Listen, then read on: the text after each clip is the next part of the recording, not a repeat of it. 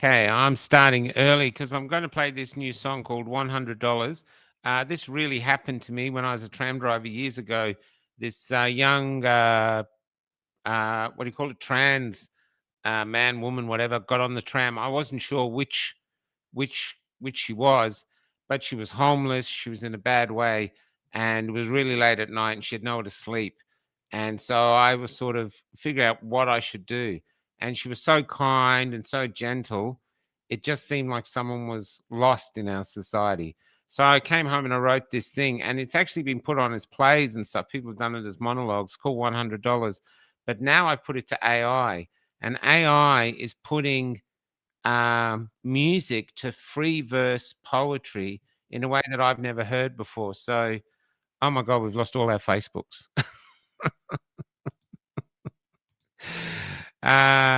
Okay, let's begin. This is called $100.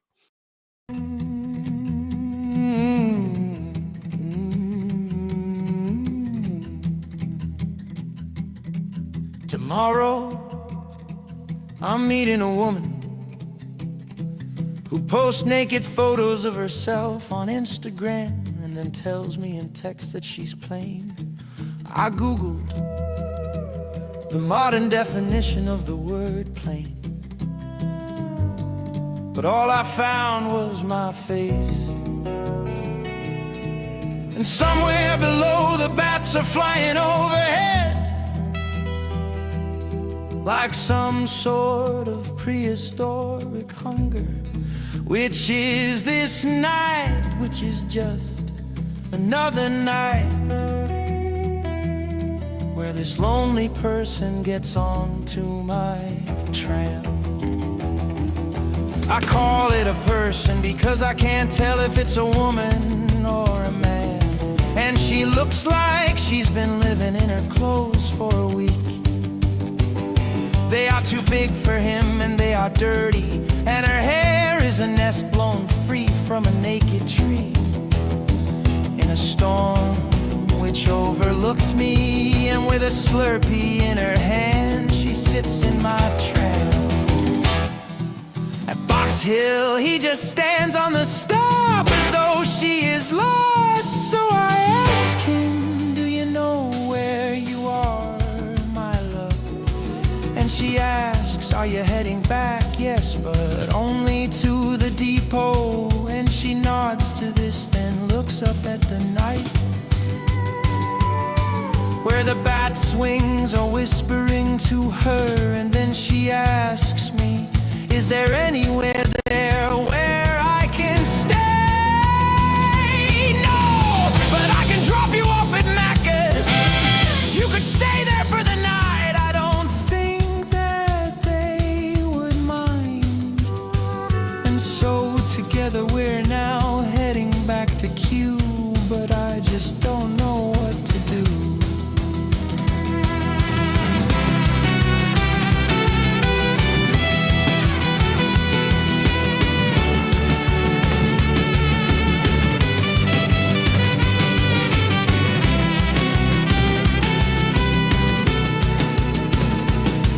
If I bring her home, my family will go crazy. But if I leave her here alone, what sort of crazy Christian soul action is that? And I think she's only about 20. Do you have any money? I ask. Yes, she says, and she says it politely and into the last of her drink. Are you sure? Because I can stop at a bank and get you some cash. And privately I've been wondering all the way to here, how much should I give her to placate my soul? $40. But then because I've been having a good week that sounds like chicken shit, so my soul suggests let's give her $100. And my brain replies, no, 40 is fine. And as they fight for an inner consensus, my heart turns around and says, look, let me give you some money. But she looks up to me and says,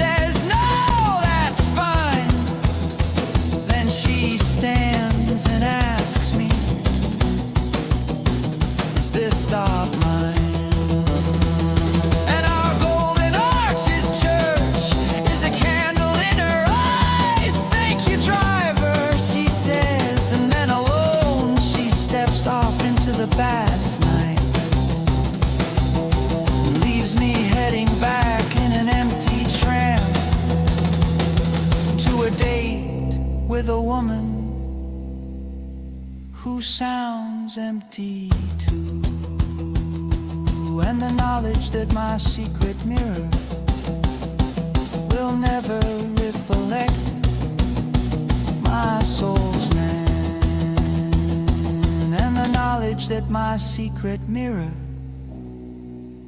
will never reflect my soul's man.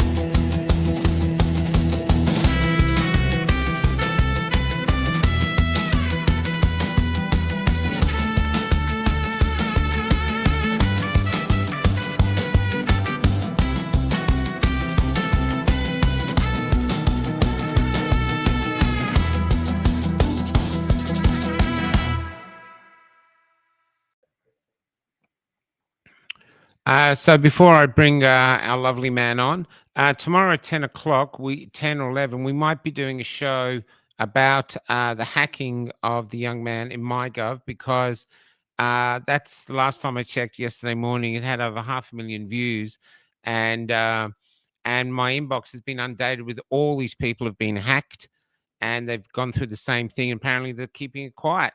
Wonder why? Maybe it's going to put people off digital ID. So we'll let you know in the morning if it's going to go ahead, but we're looking to do a special at 10 o'clock tomorrow. Anyway, that said, let's bring on Lindsy. How you doing? Hey, Michael, I'm good, mate. How you doing? Yeah, I'm okay. I'm okay. It's kind of like this, but it's what a week, man. It's, they're ramping up. They're ramping up the what would you call it? Craziness. Who'd have thunk it could have got crazier? It's the govern me harder daddy seems to be the mode of the moment. You know what I mean? Yeah.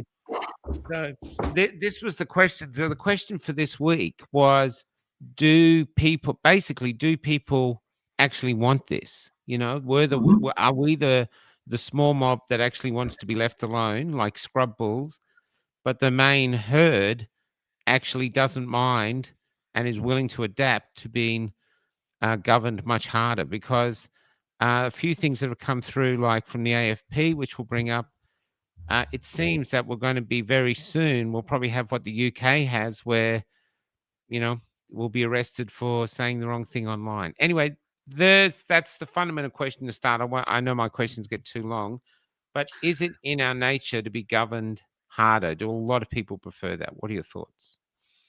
The short answer is I believe so, very much. I think. Wow. Well, there's kind of evidence everywhere you look, Michael. Is that evidence now? Did you see that evidence before? Have you changed your mind in the last 5 years, or is it sort of hit home more? I think the first time it really impacted on me that there is this kind of human need to be parented came with the fall of the USSR, when Russia arguably became a democracy, but at least it broke up and the Berlin Wall came down and all that sort of stuff. And there were many reports available, and there's been some research into it, where there was a surprisingly large number of people who bemoaned the fall of communism. I did hear that. Because it counterintuitively required them to start taking responsibility for their own lives. They had to choose what colour their clothes were going to be, where for the entirety of Lenin's time, you got whatever the commissariat gave you. All of a sudden, I mean, there were stories during communism of taxi drivers parking their taxis in a garage and jacking the back wheels up and just letting them drive themselves in place all day, because they got paid for the number of miles they ran, not for the number of passengers that they used. So people adapted, but they found a level of comfort under a totalitarian rule. And now, of course, Russia is now the home of corrupt capitalism, I suspect. But that kind of alerted me to the fact that that people like strong leaders, for example. Yeah. Now, we're in a peculiar era now where we've raised at least one, possibly two generations of people who have very little resilience and who expect the world to be nice to them. And so we've now got the rise of the authoritarian pseudo nice guy who's saying, I will protect you from the nasty people. I'll stop them saying and thinking and writing bad things about people like you. All you've got to do is allow me to play my games to stay in power. So that's one aspect of it. The other is the death by 1,000 pinpricks, the boiling frog scenario, where I'm sure you know of Brett Weinstein. Yeah. He talks about turnkey totalitarianism, that they keep doing things in the guise of keeping everybody safe, and we're only interested in your well-being, and we're all in this together. And what they're actually doing is silently putting up the walls of the prison. And people go, oh, gee, those bars are really good. They don't actually interrupt the view very much, do they? Oh, look, we've got them on this side as well, and it's so convenient. And the payback is that I don't have to worry about building my own. And, oh, did I hear one go? And all of a sudden, the door closes and you turn the key, and the key turns in the lock, and you suddenly realise that you've allowed yourself to be seduced into an authoritarian prison. And it's too damn late. What you've then got to wait for, which is what happens to almost all authoritarian regimes, is that they eventually implode. And I don't know whether China is a new version of an authoritarian regime. North Korea might be another relatively long-lived one as well, but I think North Korea's only been around, it's been around for less than I've been alive, which is still a long time. But Lenin's Russia, I think, only lasted about 60 years. Mao's China kind of imploded into what it is now, but totalitarianism is incredibly difficult to maintain because governments are really bad at managing stuff. They and the example of Mao and the sparrows, the Lysenko experiment in Russia. What's the sparrows? Now with the sparrows, tell us that. I haven't heard that story. Oh, this blew me away when I heard about this. And the English colonials did it with the cobras. Konstantin Kissin's been talking about the cobra effect recently. But Mao was told by one of his advisors that they were losing millions of tons of grain to sparrows, and that that they've got hundreds of millions of people. Why don't they just pass an edict that everybody has to kill a sparrow when they see it? And so they all but eradicated sparrows from communist China in a very short period of time. Wow. And their next crops just failed dismally because the sparrows were keeping the bugs in line as well. And they were doing it for the paltry fee of a few grains of rice. So this is what governments do. Yeah. They had a famine, absolutely. And most totalitarian regimes kill vast numbers of their own population. That's true. Under the guise of loving them to death. We will look after you. All you've got to do is rely on us. And, all of a sudden when the food dries up and the shelves are empty in the supermarket and you have lost the capacity to produce your own food, it only takes a month or so to die of starvation. Yeah. And that's been the result of most authoritarian regimes. And, it's not hard to look into the lens of 21st century Western world and see the rise of soft totalitarianism. Yeah. And it's only soft until they've finished building the prison and they can then slam the door and lock it. And then it's just plain old garden variety authoritarianism. Yeah. And it's interesting what they do with the dissidents. With COVID. Can we just go back to the taxi thing? That is similar to the people wearing the mask under their nose. So, that's what we used to see that all the time. Like, I'm wearing it, but I'm not really there. I'm just doing the least amount I have to do to token cooperation. Yeah. If I take it off, they'll focus on me. But now they say pull it up, and I go, oh, so yes, it's. If you think back to auto tellers. No one ever told us we had to stand a meter back. They never had an advertising campaign. They never drew lines. We just did it. We just stand back there. I've even noticed that you go anywhere in Australia and they love their signs. No walking on the grass. No here. No there's. They just love it. I think my favorite one ever. This was the most incredible thing. I was I had this tiny little dog, and it was on this incredibly wild, stormy beach, and it did a little pee on the beach. And this woman came and said, "That could poison everything. You're not allowed to have the dog on the beach." And I'm thinking, lady, whales pee in that ocean. Whales, you know, look at this thing. But she couldn't get it because in her world, no, dogs aren't allowed to beach. That's it. So this is the sort of person and mindset that common sense doesn't make sense. She feels safe within her rules. Is that what you're sort of saying? Someone that there's my rules and that's where I feel safe within them.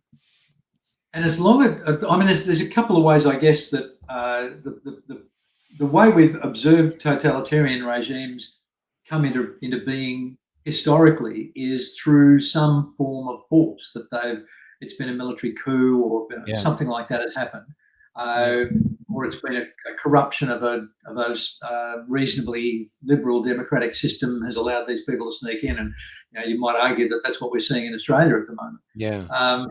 But, like Pinochet in Chile, where the Americans put him in after a coup. Yeah. Well, that's an installation by a foreign power. There's been a fair few of those as well.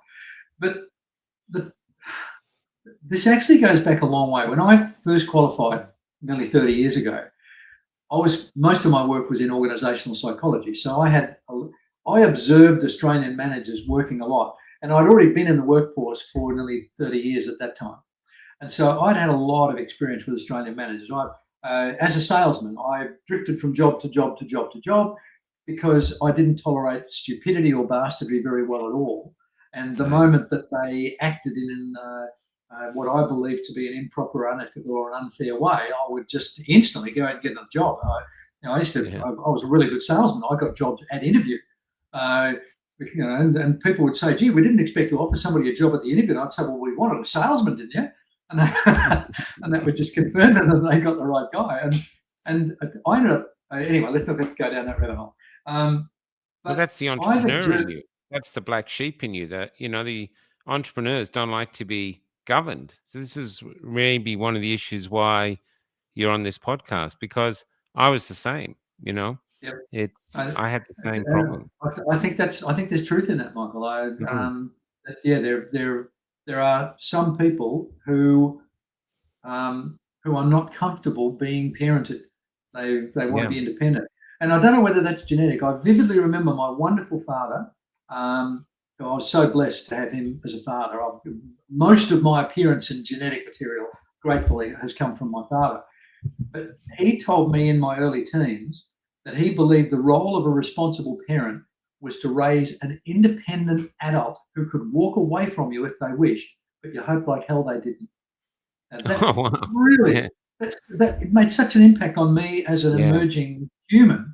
Yeah. And that's the sort of thing that coloured my perspectives and made me the kind of a little bit of a rebel that I am. I guess I'm a lot of a rebel. I'll call that. But so what I've watched is, and I've experienced it personally, my first foray into management was in the public service. And I was very rapidly promoted in the public service because I had a strong work ethic. I was cooperative. I respected the rules, and I wanted to deliver 110% from my side of the contract that my employer made with me. And that's all stuff I'm sure I inherited from my dad. And so I found myself in a relatively senior managerial position with a large number of people reporting to me. And it became an incredibly efficient division that I managed. And when I left, they threw a huge going away party. Wow. And there was only one person they didn't invite, and that was me.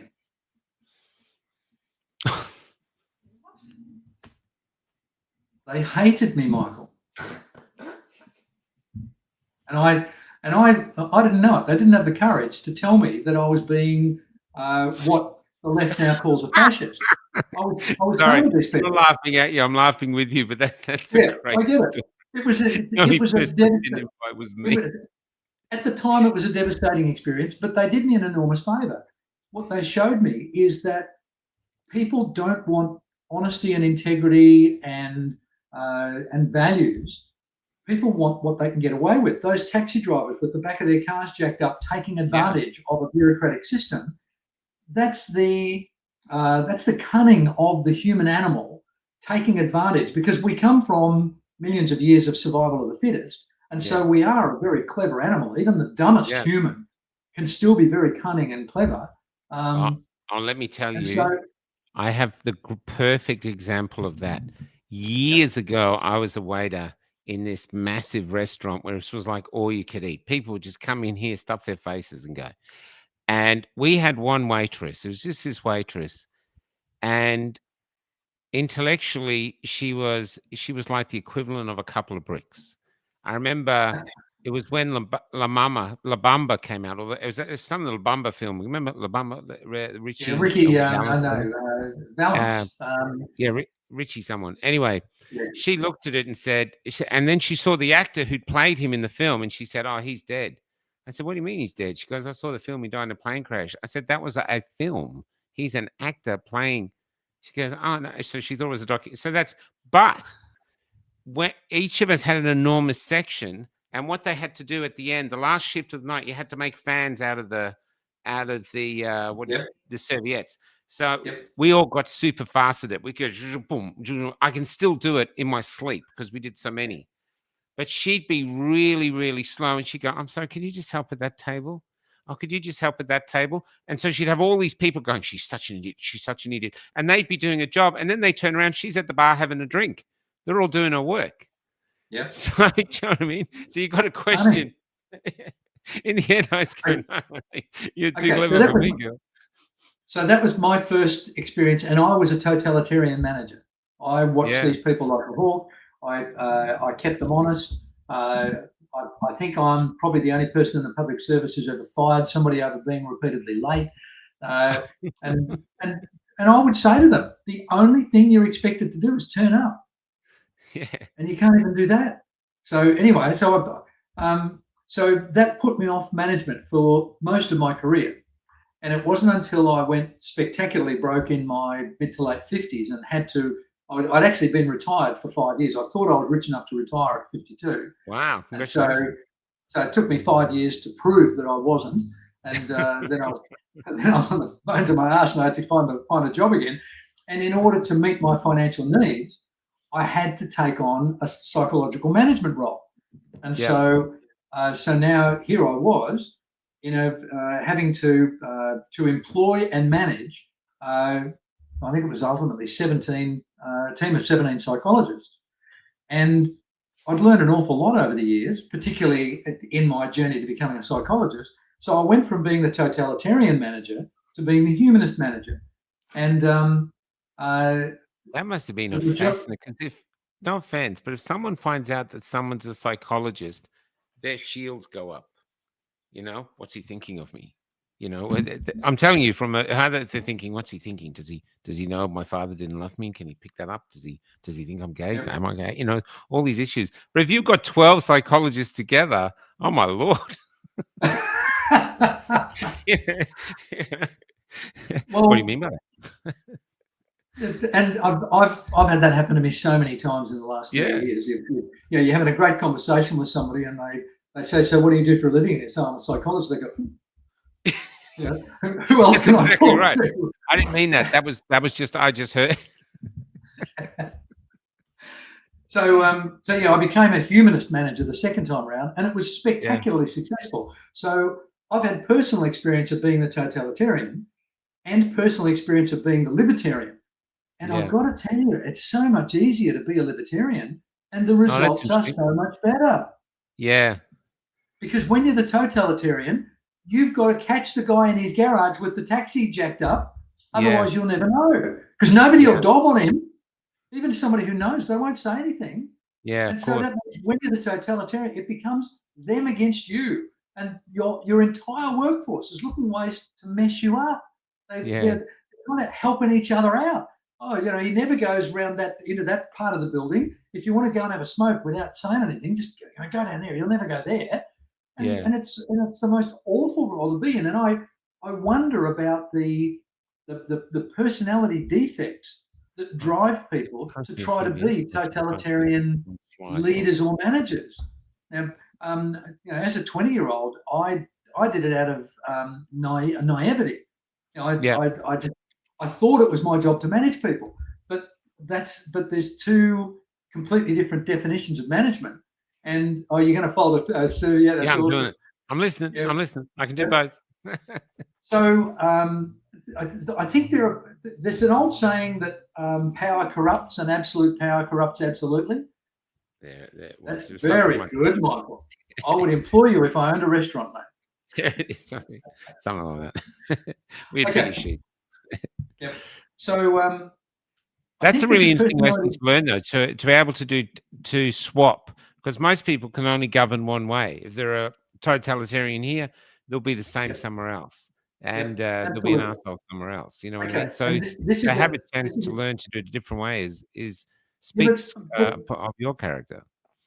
And thank you, I appreciate that, and that's the kind of person I would like to be perceived to be. So that's very welcome feedback, and I appreciate it. I don't know how well I deliver it outside of these conversations, but I try. But what you just touched on there, and I think there are many little points that differentiate us and the people who are part of our tribe, who are watching this conversation and contributing conversations, which I'm sure I've said many times.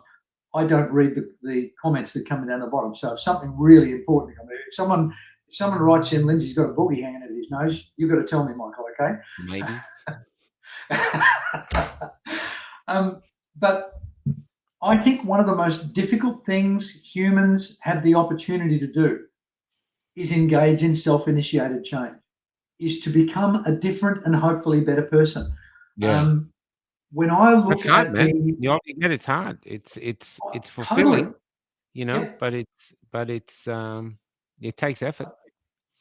It definitely does. And the developmental stages that we tend to go through in our becoming adults tend to finish in our late 20s, early 30s. And at that moment, we have become the person we are likely to be for the rest of our lives in general.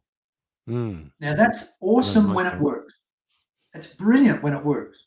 The idea of just accidentally becoming an awesome person and meeting your high school sweetheart and marrying them and having perfect children and having a fulfilling career and end up being grandparents, Vera, Chuck, and Dave on your knee and all those sort of things.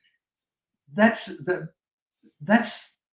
what we all hope for, but almost nobody gets it. They're very rare. I'm sure you've known one or two people like that in your life who have that perfect trajectory of life. I've known two or three in my life. Yes, some, not many so much now, but in the past I did.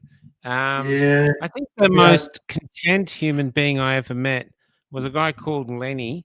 He was clearly just on the spectrum, and he was way before vaccines. You couldn't blame vaccines on him. He was just, and his father was, so he grew up in the house. He was born in the house. He never left the house until he basically died.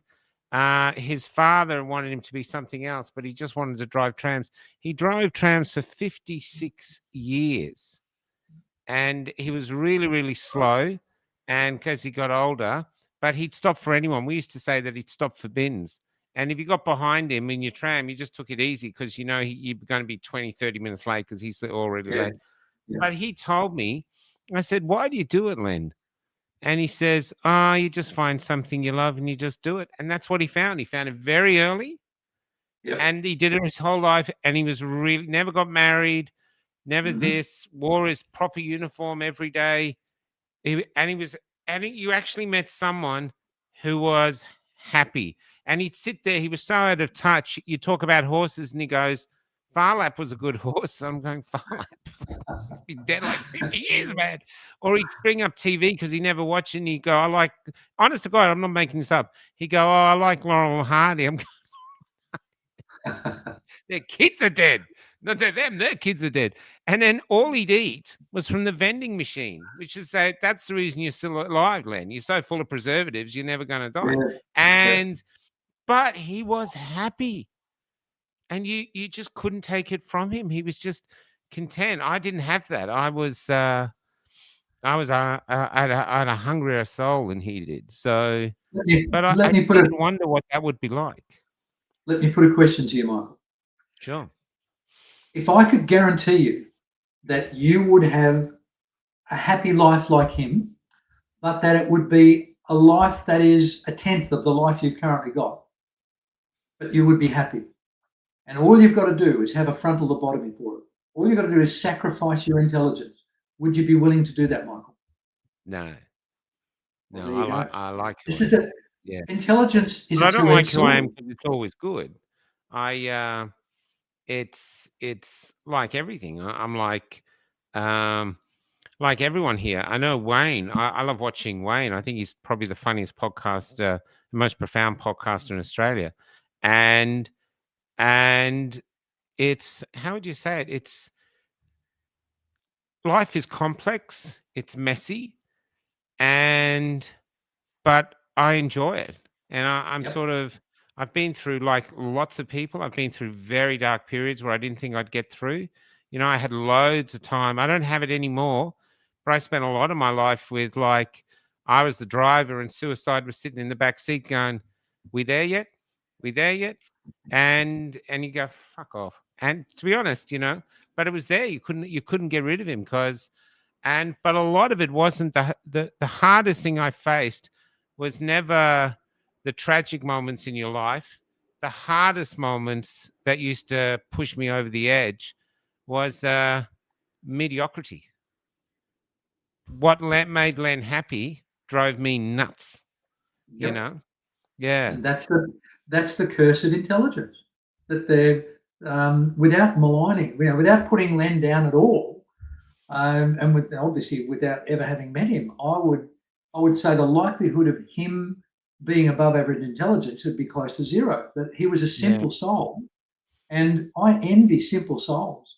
Life can. I mean, I look at people living in absolute squalor and poverty, and they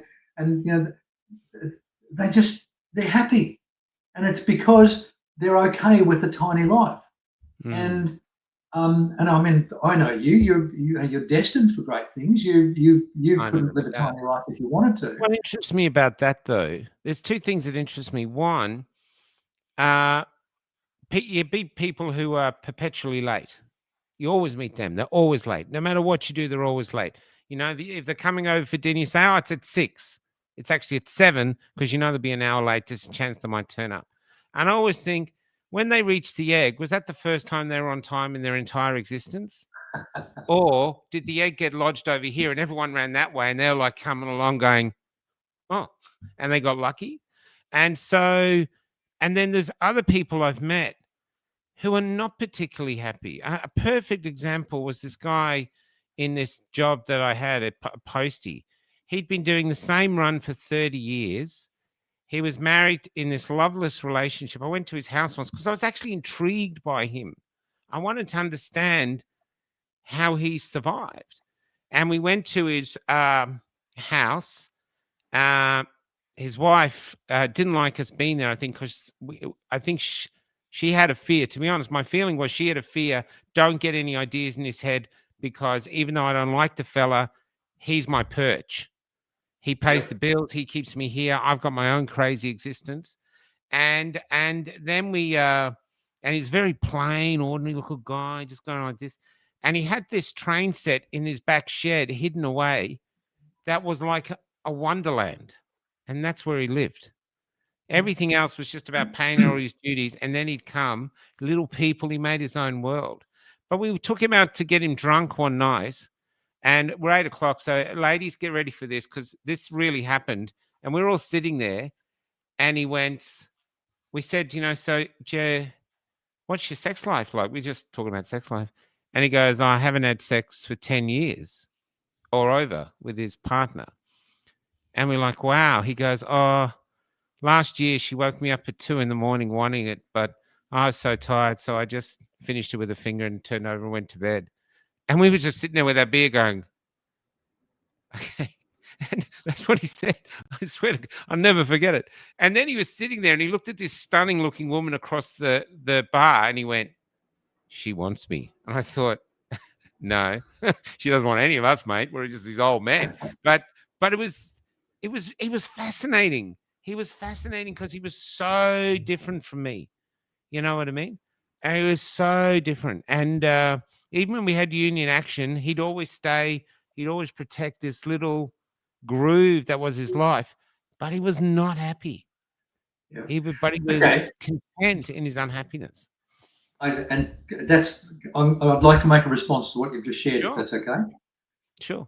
What you've just described is somebody being comfortable in a very uncomfortable comfort zone. Now, Wow. we're talking about self-initiated change. Uh-huh. In general terms, humans are terrified of change. We will do almost anything to avoid something changing.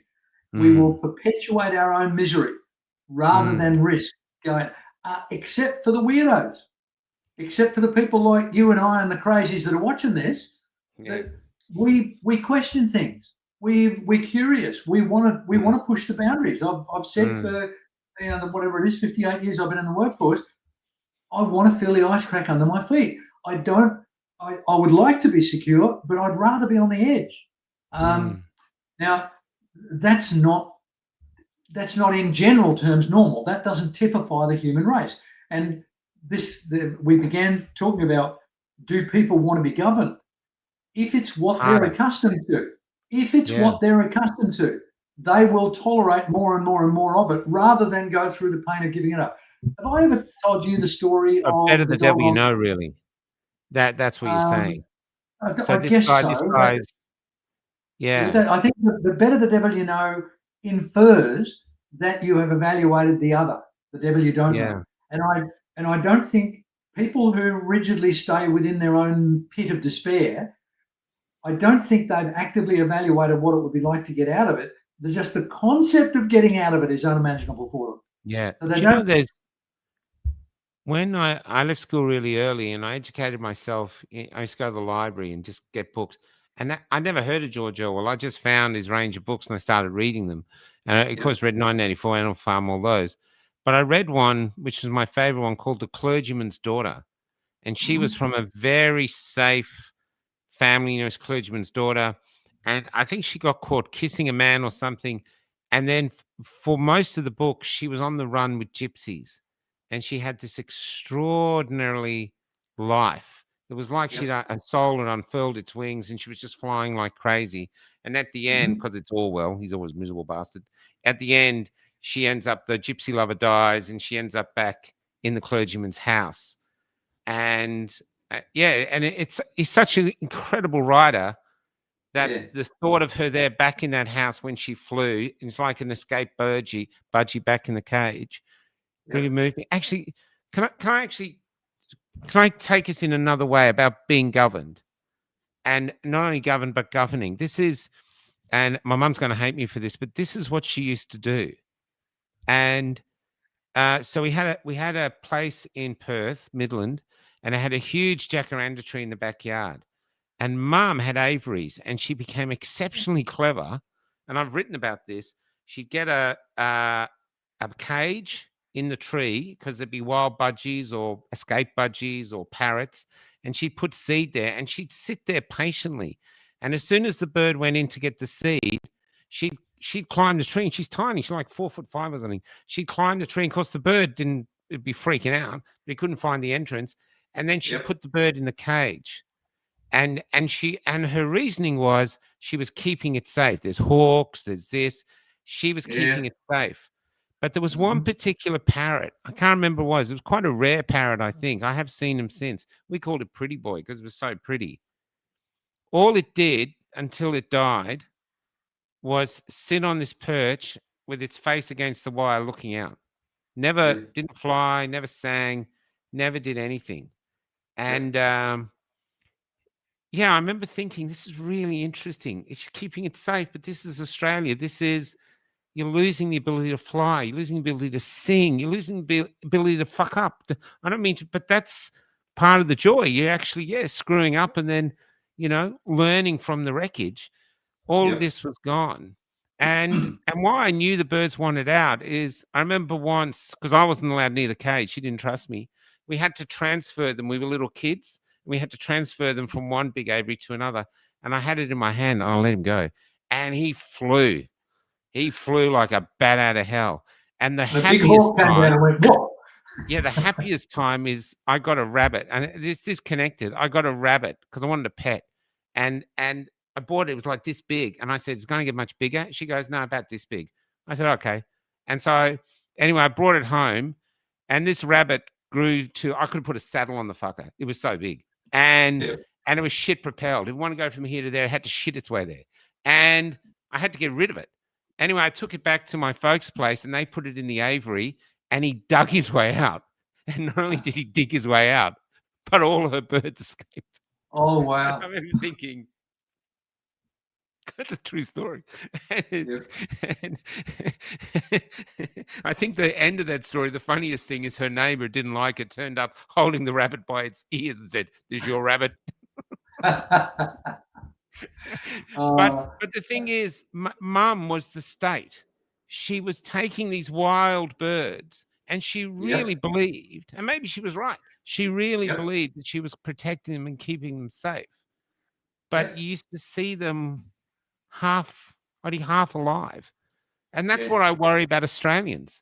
All this safety, all this safety, all this safety, all this safety. Yet where's the vibrance? One of the last things my daughter said to me was, there's no spark in anybody in her suburb. Everyone's just like this. There's no spark, you know? So there's no question in that, but it's just an observation on what you're saying. But so people not only like governing or being governed, but they want to do it. Yep. And at the risk of derailing us, I think we've got more to go in this conversation, but I think that story about the rabbit is also quite metaphorical. I think it's a really good metaphor. Many of the totalitarian regimes failed because of an unexpected intervention from the environment. And that, might be the CIA, it might be some charismatic leader, it might be a rabbit. But what I observe in my life and in my practice is that most people allow the environment to determine their trajectory. They buy tax lotto tickets in the hope that the environment will enrich them. They do what they're told in the hope that the environment will look after them. And unlike those birds that your mother cleverly trapped, we should have the ability to evaluate whether or not we're entering a cage. We're an intelligent species in general terms. Even relatively unintelligent humans are vastly more intelligent than almost any other animal on Earth. And so we should be the last animals to be trapped into the cage and ultimately rely on a completely alien species to rescue us from our captivity. But we don't. We just we let ourselves be captured. It's and then we just keep doing the same thing, same shit, different day. It's and I find it really sad because as a species we've got such potential, and most people have got more potential than they actually use. They're just frightened to step out of the golden cage that they're in, and they wait till they retire, and then it's too late. The mortality rate post-retirement is extraordinary. Especially for men.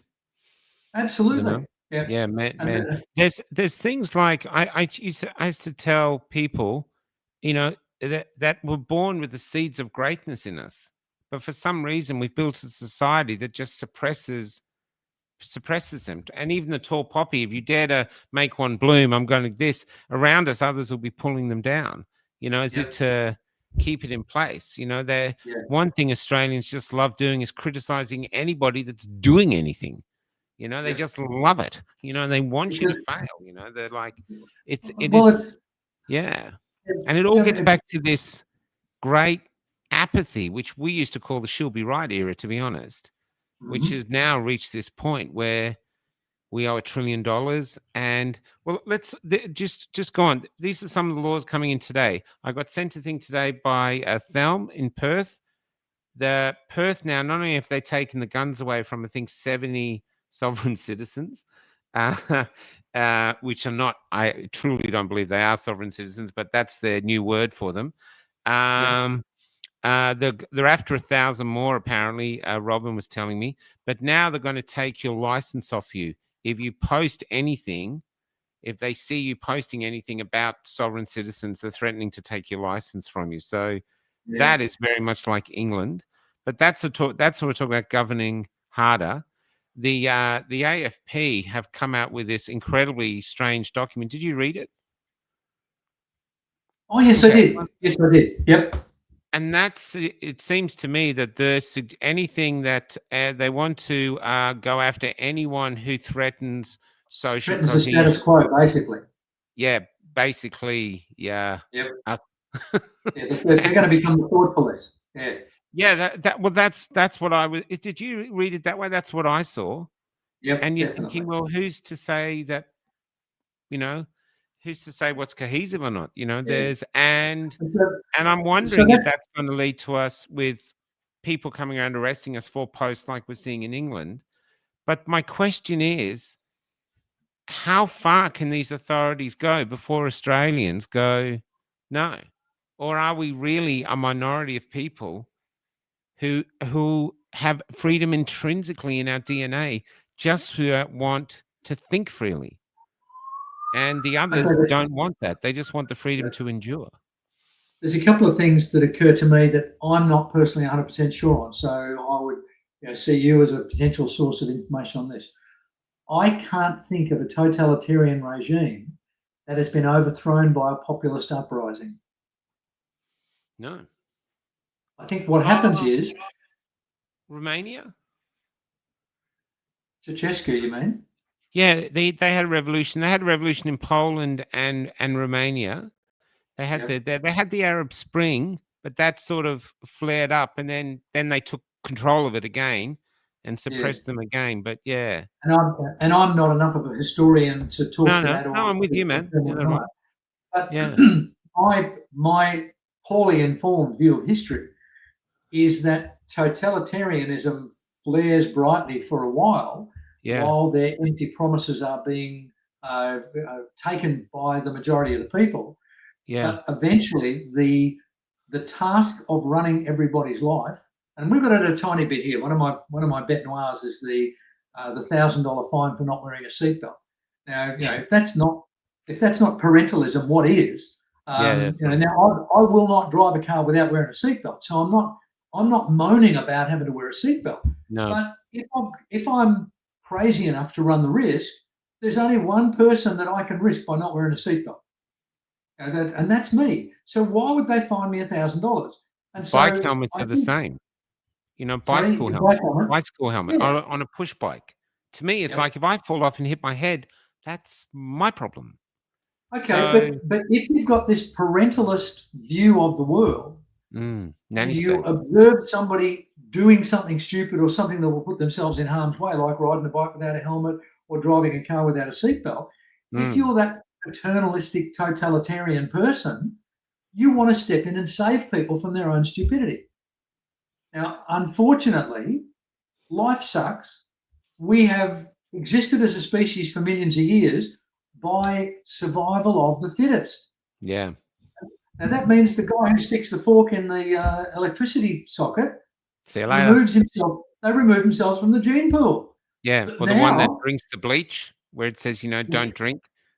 We don't need that. Or Donald Trump says drink bleach, so the Liberals all drink bleach just to be sure. But all those people are doing is making the whole gene pool stronger. Yeah. But you can't do that if you want to be a totalitarian. You can't afford to have people like us making our own decisions. You've got to make all of the decisions uniform so everybody lives the same. And that's totalitarian utopia for the rulers. And the other thing that's pretty general about totalitarianism is that the people who are in charge don't live in the privation and squalor that the people that they're in charge of live. Of course, yeah. That's like the pigs in Animal Farm. Absolutely. Some animals are more equal than others. Yep. Yeah. And I used to, I've done a lot with Romanian people. I've interviewed them. I actually was friends with a group of Romanian refugees before Ceausescu fell. and they'd swum the Danube to escape. They said they used to come along in boats with a big hook, and if you were swimming, they just pick it up and then just dump you back in. This were their stories. I mean, it was horrific, Yeah. and but they said it would never ever fall, never fall, never fall, and then it did. And then I Yeah. interviewed this woman who said her 17-year-old brother, her mum was begging with him to stay, but her 17-year-old brother said, because they were going, it was a revolution was happening, and he said, I'm either going to come back free, or I'm going to come back, or I'm going to die. And I Wow. thought that must be the end of totalitarianism, where the people choose death or liberty, then you can't control them anymore. You can't. And she said what happened was after about 2 days, this was 2 or 3 interviews I've done with people all telling me the same story. After 2 or 3 days, the soldiers could not shoot their own people anymore. And that's when they turned around and they started shooting their masters. But for 2 or 3 days, they were shooting their own people. And Yeah, this is like the what I'm saying Victorian with the police at AFP Shrine, coming in, and what we've seen with the police and all this terrible stuff we've seen with the police, especially in Melbourne, is how far are the police willing to go before they go, I can't do this to my brothers and sisters anymore? Or have they gone, no, I'm in a part of a totalitarian system now. These are the rules. I follow the rules. And the rules is I get to brutalize anybody that my masters tell me to brutalize. Yeah. And that's morally okay. And I've referenced the last line of 1984 a couple of times in conversations with you. Do you remember what the last line of 1984 is? Oh, no. Damn. Good question. Chilling. And it goes to the heart of what we're talking about. No, I can't remember. Sorry. Winston suddenly realized that he loved Big Brother. Yeah. Isn't that scary? Yeah. And he's sitting in that cafe. And the movie was astounding. John Hurt was astounding in that role. And John Hurt's brilliant. Yeah. Yeah, but the film, the book, the film, I've read it's one of the only books where I've read a few times because the writing is so remarkable, but it's just, yeah. And yet, we grew up in the era where George Orwell gave us all these warnings, and yet all that's happened is our leaders have used it as an IKEA instruction manual, and we're going, yeah, okay, let's do it. You know?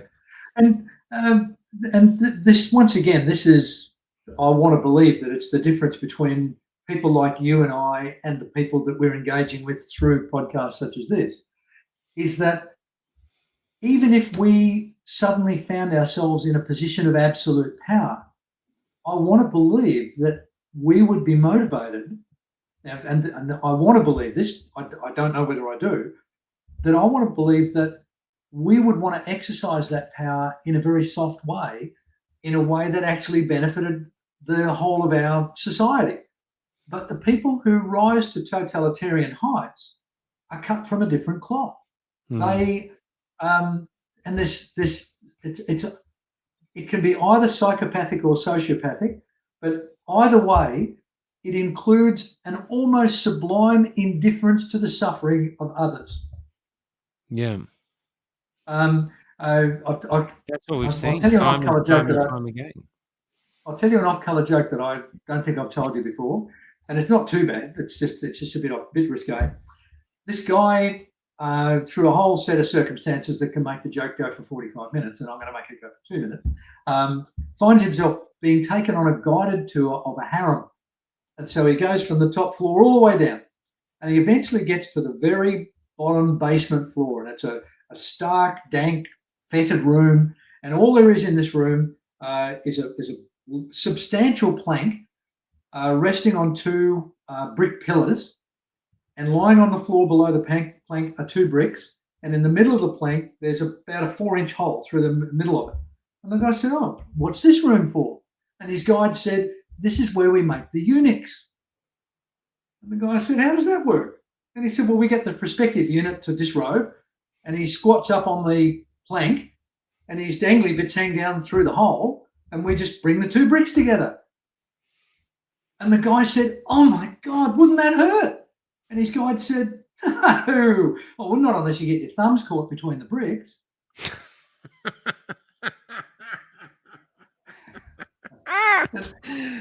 That is a totalitarianistic joke. That is awesome. That's the That is rationale. That's so clever.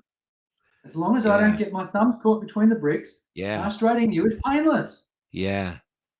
And, That's where we are. You see that in there's Jordan Peterson was saying, if you want to see the banality of evil, or you want to experience the banality of evil, get on YouTube and type in the voices or the recordings of the Wehrmacht. I think Wehrmacht is it called? The German soldiers who were shooting the Jews before they erected the death camps.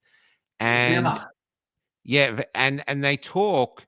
They've got actors reading out, but their language is all about them. Yeah, well, I had to do it. I couldn't leave the job to the next soldiers, and they never once have a single ounce of sympathy for the people that except once where this one guy, and I'll never forget it. Just these certain things that haunt you. Goes, oh yeah, I used to shoot with my friend, and we do the women and the kids, and we try to shoot the kids first because it's not fair for the kids if they if they watch their mother die, and you're thinking.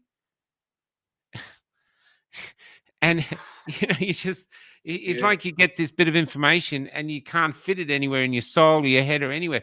This is the stuff that intrigues us. This is why I think people watch. There's something about Ed Gein on at the moment, the serial killer, and it's a big hit. But I don't think we all want to be the serial killer. But when there's people like that, we just can't. It's so far removed from us. We're intrigued by it because, you might have some crazy fantasies when you're a kid or something, but most of us aren't serial killers. These are a really almost different breed from us, Well, and it's remarkable. Yeah, can I interject something there? Yeah, sure, go ahead. Because I'm not 100% sure I fully accept that premise that not everybody's capable of being a serial killer. Yeah, well, actually, the Wehrmacht showed that these guys were serial killers. If they're shooting 1,000 Jews a day, man, you're in the club. And it's not now that's one example of ordinary people becoming serial killers. They were their masters successfully othered the Jews, so that the Jews were no longer seen as worthwhile human beings. They were seen as something less than animals. Anti-vaxxers. The rationale behind the gas chambers was that the Jews were going to die of starvation anyway, so we did them a favour by gassing them. And so we've got the othering, that you're actually putting down rabid animals, not humans. You're doing them a favour, so that salves your conscience. And if you don't do it, somebody else will. They were the three classic rationales for these ordinary people doing extraordinarily evil things. Yeah. Now, that's I stand corrected, Lindsay. I'm going with you. Actually, I must be looking it through the prism of me, but I stand corrected. I go with you. Not fully, though, Michael. There's a wrinkle on this. Again, I won't know unless I'm ever put in that position. Now, I had to think really hard during COVID as to how far I would push my dissenting views. That all healthcare professionals were mandated to get injected, and we were already totally sold on not being injected. And because I have a private practice, they didn't extend the mandate to people in individual private practices. But they didn't tell us that until the day before the mandates were to come in. So they put all of that unknown pressure on us, where they even said people like me wouldn't be allowed to do telehealth if they didn't get injected. And so Sarah and I had quite a number of really deep conversations. And I was almost at the point where if they'd have not reversed, because our financial well-being is completely reliant upon my income. And as much as there are envious parts of your lifestyle, but at this point in my life, I don't want to live in a bus, Michael. Yeah, fair enough. So that, and I'm not being critical in any way. I'm just saying I did, and so I almost got to the point where my environment was able to override my good sense and force me to do something that I didn't want to do. So we all have a point. People face that, and most people, and I count myself in this, don't have the intestinal fortitude, the guts, to find a hill they're willing to die on. Now, and that's not true. I would have been willing to die on the hill of dissidence, on the hill of defiance, but I'm not willing to sacrifice my family on that hill. No, that's right. So that means it's no longer a sacrifice of my own body. It's now a sacrifice of the people that I love. So the coercion that brings people to do things that are contrary to their will is complicated. Now, I don't think the Wehrmacht was an example of those people being forced into doing it at gunpoint. I mean, there's a wonderful movie called Enemy at the Gate. I've seen it 2 or 3 times. It's about the sniper, the Russian sniper against the Germans. Yeah, Jude Law, I think. Jude Law, yes. And when they get off the train to go into battle, they've only got 1 gun for every 2 soldiers. Yeah, that's correct. And they've said, you've all got to rush into battle, and you keep an eye on the guys with the guns, and as soon as they drop, you've got a gun. and they said, and don't forget that we're the officers, we'll be behind you, and we've got pistols with multiple bullets in them. If we see your face, we'll put a bullet in it. If you turn around and run, you're dead anyway, so you may as well run towards the enemy. I mean, that's the ultimate coercion, isn't it? It's extraordinary. And this circles back to a thing that you and I have touched on again and again and again. I do not want to stand on some high moral ground and judge the people who were either coerced or compliant during COVID. Yeah. I want to understand, and I want to be compassionate towards them. And I want to realise that, yep, some of them were willing idiots. Some of them, I had coffee with a wonderfully intelligent guy today, and he's almost completely up to date with his COVID shot. Just to interject, though, I have to say, if I was, say, I'd been early 40s and my kids were really young, and if I'd had a really big mortgage, and I'm not so sure that I would be where I am now. I think we need to. I was environmentally fortunate that my kids were at an age that, they were young teenagers. We were already broke, so we had nothing to lose because we were artists. And all I had to do was walk away from my career. And so I don't know how I would have done if I was in that other test too. And I do feel for those who were in it. There's so many people have told me that they were crying when they got it, or after they got it, they went out and cried, And what we're talking about now is there, but for the grace of God, go I. And so, that's correct. And I mean, I've had many clients who did go to the wall over the shots, who've lost their homes and marriages because they just weren't willing to allow that substance into their bodies. Yeah, and I've met them too. Yeah. But I wonder about that. I mean, at what point do you say I am willing to sacrifice my own well-being for the well-being of the people that I love? And that's an individual choice. And whilst I have admiration. Finish what you're saying, and then I've got a question for you. I'll write down. Keep going. Okay. Whilst I've got enormous admiration for the people that did stand up and say no and lost everything as a result, it still it doesn't sit 100% right with me. I'm not can I put something to you? Sure. We live in a country where the one goal for most people, I think it's fading now with the young because they can't do it.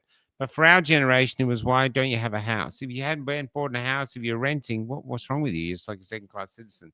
You know what I mean? So that was it. That was but how do you think we would have gone if houses were just unaffordable? We were all renters, so it didn't really matter. Whether we were poorer, I wonder if they would have been as successful with it. Because I know in England, I talked to this England unionist guy once, a Pommy, but he'd been a massive unionist. And he said, this is what happened in England with the unions. When people were renting their council flats, they were militant. But how they destroyed the militancy is they allowed them to buy the house. Once they had the home and they had something to lose, they all complied. Okay. I think that's powerful and insightful. I think there's another factor. I was born in 1950, so I didn't get to the point of looking at the housing market until the late 1960s, 1969, probably even 1970. I think my then wife and I bought our first block of land when I was probably 20. But that was still in an era where your home was not considered an asset, where it was a thing, and nobody expected to make money out of their family home. Capital gains were almost zero. So, so in 1969, when my first block of land I bought was in Dandenong. It was a new subdivision, cost $5,200 on vendor terms, so the price was padded to cover the interest. But we actually looked at the house opposite the house my father built, and we could have bought that whole house, 3-bedroom, 1-bathroom, quarter-acre block, double garage, all that stuff, $19,000. Now, the people that if we'd have wanted it, we decided not to go through with it. But if we'd have bought that house, the people we bought it from paid about $17,000 for it. So they'd lived there for 15 years, and the value of the house had only gone up by a couple of $1,000s. Wow. Now, by the time I was in my late 20s, the house that my then wife and I originally built for, I've got a feeling we ended up having to borrow either $15,000 or $17,000 to build a 24-square, 4-bedroom, 3-bathroom house with looking out over the bay. Beautiful. Now, by the time we got out of that, it had tripled in value in less than 10 years. That would have been the Keating era. I think so. Yeah, I think you're right. Yeah, I remember being in Perth, and someone was trying to buy a house, and they were going, "I can't keep up. The prices are just going up literally weekly." Yeah, you know. Yep. Yeah. And now, if you went to buy that house that we sold for, I think, $65,000, if you went to buy that house now, it'd be $3 million. So that's one of the factors that changed it. And the other factor that you're referencing, the albatross around your neck of a mortgage, I think the thing that changed there was council rents were fixed. I don't think there was an inflationary element in rentals back in England in those days. Oh, no, they hardly ever went up. Or just a little bit, you know what I mean? But once they privatised house ownership, and once they allowed people to purchase their own homes, now all of a sudden that whole worldwide, you've got to make money out of your home. And that's one of the most wicked things that's happened to us, I think. Our houses really should be commodity. We've become debt slaves now. I mean, to literally get into a mortgage now, which I could think of nothing worse. I have no idea what would a mortgage repayments be on a $1.5 million house. You know, it's just. Well, I mean, Labor is saying, we'll get you into your first home for a 5% deposit. If your first home is $1 million, that means you need a $50,000 deposit for 5%. And the interest on $1 million loan, the interest alone is $70,000 a year. And who can afford that? Do you know, I've said this before, so sorry people have heard this story, but as you go through life, you just hear things that are like little sort of snapshots of society. And it was a funeral director I was working with who'd quit. And I said, "Why'd you quit?" He goes, "I got sick of picking up men who'd taken their own lives in McMansions. They lived in these huge mansions, and they obviously this was the only way they could escape. So it was like basically my mum's cage in the tree, except it's a McMansion. It's got everything they need. They're completely safe, numerous toilets, a TV studio or a movie studio, everything like this. But it's not actually, and this is the crux that they find once they're in the cage, it's not conducive to their souls. Okay. There's a hunger in their souls that let me come back at you with something. And its products don't fill. If you were in that situation and your life was so empty and unrewarding and horrible, and somebody said, "How about if you own nothing but you'll be happy?" It's interesting, isn't it? Shame is not like a balance. You seem you have to go like, you're with Biden, but the only way out is to vote Trump. Isn't there a middle ground? There's can't I have at least a bus to live in? But that was the thing. And I myself, I was married once, and before we got married, we were both had businesses. I had a little cafe called Mr. Griffith's Cafe. Wasn't doing very well, but I had it. She was doing well. We were doing well, and we were going out for dinner a lot. We were having fun, and then she bought a house, and suddenly that's where I got fat because all the money went to the house, and I used to just come home from work and sit there watching the telly, and there was nothing else to do but eat, and I just Yep. ballooned. And I ballooned so much that when people met me, they go, "Hi, Michael, you got fat." They wouldn't even say you put on a bit of weight. They just use honestly, they say you got fat. And it Yep. took me a while to get rid of it. But I was so unhappy. And yet everyone would come around and go, "Oh, look at this fantastic house. Oh my God, you must be so happy." And I wasn't. I felt like I'd accidentally acquired somebody else's dream. My dream Yep. was out there. Somebody else was being a writer. I hate writing. I don't like this writing. I make a living as a writer. I hate the thing. Why did I get here? I just want to own a house in the suburbs. And I'm here going, "Hey, man, I'll swap." But I actually, when I left her, and this was, I picked her up and I said to her, "I can't do this. I can't live here." Because I walked out into the street and I thought, if I close my eyes, nothing will change. That woman over there killing these beautiful yellow flowers, the trumpet flowers, which the seen as weeds, and she was just perpetually killing them. She'll still be killing those beautiful yellow flowers, and I'll look like I do now instead of the young man I was. So I had a little 250 motorbike and a laptop computer, I think, and I just said, "It's all yours, all of it, the house, everything." I gave it all away. I said, I just can't do this. I'm really sorry," and I left. And Mhm. which is, probably a crap thing to do. And we didn't have any kids, but I just couldn't do it. I felt like I was dying. Yep. That's how it felt. And I Yep. felt and what I had the choice of doing was actually remaining there as a dead person, but the dead person I was would still be able to go to work, could still be able to pay bills, but something inside of me was forever lost. Yeah. And what led to me leaving was she knew I was depressed, because what I'd done is I'd quit writing. I'd been trying to be a writer for ages, couldn't get anything published. I used to have a joke that I couldn't get my eulogy published. They'd send it in, they go, "This is good, but we're not accepting these sort of death notices at the moment. Good luck with another paper." And so I got this really furious anger. And I just said, "Okay, that's it. I quit. I'm not writing it. Not writing a thing anymore. No, I'm not doing it. It's like an addiction. I'm not doing it." And suddenly, within months, I had my own job, and within a year, I was married. I was in a house. I had a white fucking picket fence. I couldn't believe it. I had a white picket fence, and my mum is like talking to everyone about me. "Oh, Michael, yeah, he's in his house. He's got a white picket fence. It's really lovely." And then suddenly, I've left, and she's the one that all the parents are going, "So, how's Michael doing?" He's pissed off.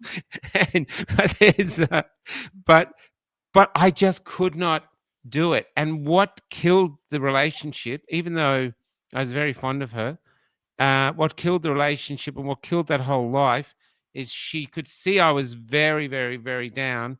And she said, "I've got an idea. Why don't you start writing again?" And that was it. As soon as I started writing again, it was like wings were coming out of me, and I was there, and and then I was gone. Yeah. Yeah. So everyone who says I'm this great person, I am not. I am not. I am. I do not have a history of greatness at all. I'm just a human being who's Yep. trying to stay as vibrantly alive as I can. I just want to reach the end of my life as though I'd written a novel through action that was worth reading in the long sleep. And sitting in a house I didn't like, or living in a job I didn't want to do, did not equate to a novel that I'd wanted to read. So it's very Okay. selfish, but Can I jump in? what's that? Can I jump in? Yeah, it's all yours, man. I finished. Okay. Our general theme in this conversation relates to are people predisposed to being parented rather than living an independent life? Yeah. And we've both referenced a couple of times that we are representative of and within a community which would rather be independent. but we're the minority. We're the minority. That is the concern. Yep. In a And world where the meek are taking over, that is a concern. Yep. So I don't think the creeping totalitarianism that we are so alarmed about is at all alarming to the general majority of the population.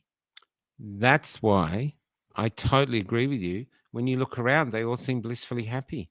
I don't think it bothers them. More rules, no problem. That bird that you mentioned in your mother's aviary. Do you remember that bird because all the other birds appear to just flit around and sing and be okay? Yeah. Nothing was wrong. Yeah. Flying here, chipping away, chip, chip, chip. Oh yeah, look at this, and they're just there. Where this one, I guess that one was me. You know, that was My one regret is that I just didn't get in there and let it go. But you know, if chances are that would have come. She might be 4'5". You don't want to let her birds go, I tell you. Yeah, but the point I'm getting to here is that many members of our community, me included, I'm looking forward to a time when a critical number of the population have become alarmed, alert, disenchanted, frightened, angry, whatever, to the point where we get that shift that delivers us from evil. Now, but I don't believe it's going to happen. I want it to happen, and I want to be part of it. But looking at the way most totalitarian regimes end, they end with a whimper, not with a bang. They govern themselves to death. Yeah, I actually have talked to a lot of those people about this. My Dennis Borsos, or Dr. Borsos in Colac. If you're listening, Dennis, I love you. And you know I do. And he told me that what happens is that no one gives a shit in those sort of systems. After 60 years, the last 20 years, no one cares. No one tries. There's no entrepreneurs. There's no point trying to start anything. People just go through the motions, and society decays and grinds to a halt. Like your taxi driver with this. Enough people doing that, there's no taxis, and suddenly it cannot continue because you need the entrepreneurs. This in our society now, these ostracized people who think for themselves and have decided that they're not going to be told what to do and prepared to put up with the social cost. These are the people that become the architects of the future if you let them go. They start businesses. They make things happen, you know. But they're ungovernable. Yeah, that's right. And so he said that's what happens. It just, that's what I'm seeing. Like there's so much regulation in this country now that's the same as there. You can't starting a business. Oh my God, really? The amount of regulation and all these things you got to go through. Oh, just get out the way so we can make some money and build things. And that's what we're seeing. You know, I remember we were going to get a theater company before COVID. We thought, let's get our own little theater company. That was our goal for Ahana and I.